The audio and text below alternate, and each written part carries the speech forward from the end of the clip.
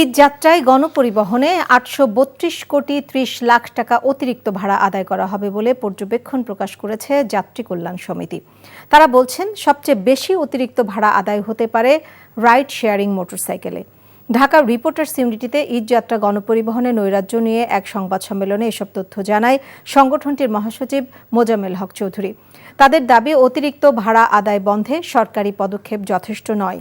এছাড়া লঞ্চ, বাস, গাড়িতে প্রায় ২-৩ গুণ বেশি ভাড়া আদায় চলছে বলে দাবি করে সংগঠনটি। ২০ থেকে ৩১ মার্চ পর্যন্ত যাত্রী কল্যাণ সমিতির প্রতিনিধি দল মাঠ পর্যায়ে থেকে অতিরিক্ত ভাড়া পর্যবেক্ষণ করছে।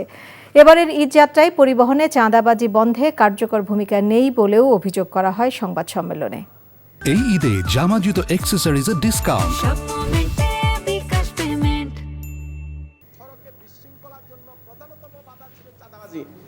এই অতিরিক্ত ভাড়া চাঁদাবাজির প্রধান উৎস হিসেবে এখন থেকে এস্টাবলিশ হয়ে যাবে।